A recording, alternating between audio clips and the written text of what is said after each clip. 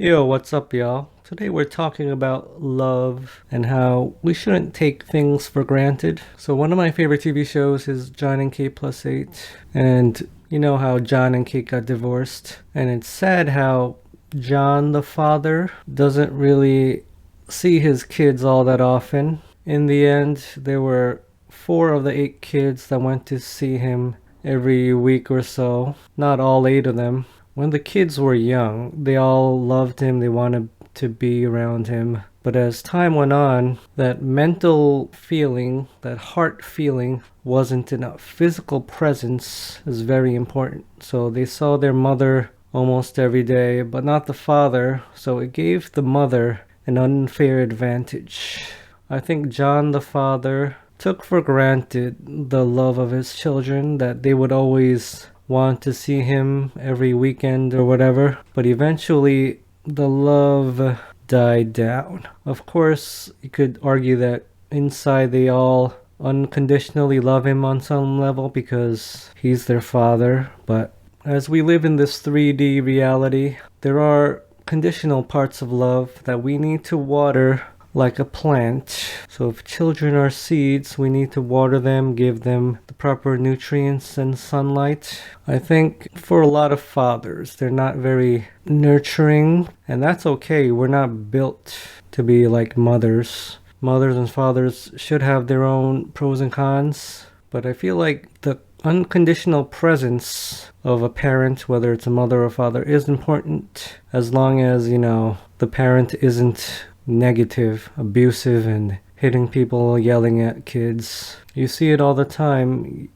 Kids and parents, they love each other. They don't, measure their parents on a scale, say, oh, I love my parent because he or she makes a lot of money, gives me a lot of presents. No, it's a more heartfelt love, and it's not really all about what we do as parents or children. What we do is part of it, but part of it is just existing within the same house, being near each other on an energetic level. I see a lot of ads on YouTube. One of the ads I saw was from Jeffrey Allen. He said that most people think our soul is in our body, but he said that our body is in our spirit.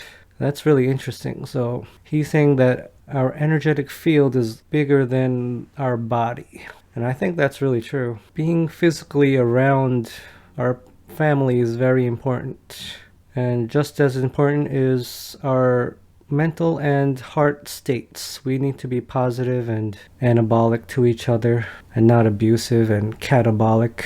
Don't take your family or friends for granted, for that matter. For me, I've always been a non-talkative person. It's kind of a challenge to talk on camera. I have to do a lot of jump cuts so that I eliminate all the silence between what I say. So even though I appreciate my friends and family, I think sometimes maybe they didn't get that feeling from me back to them. So that's something I need to improve.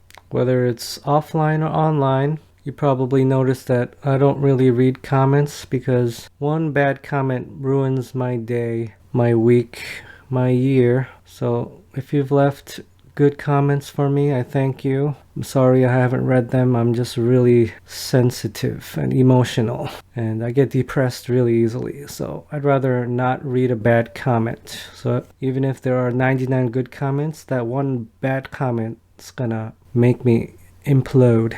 But I thank all the viewers who've stuck around through this hard year. I've been forcing myself to make a video every day as a challenge to myself, as a form of discipline, as a form of seeing if I could do it.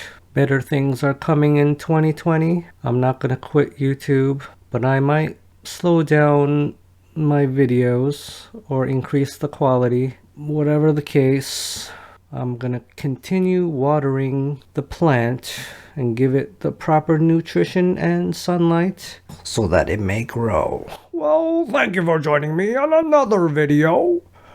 Have a great day.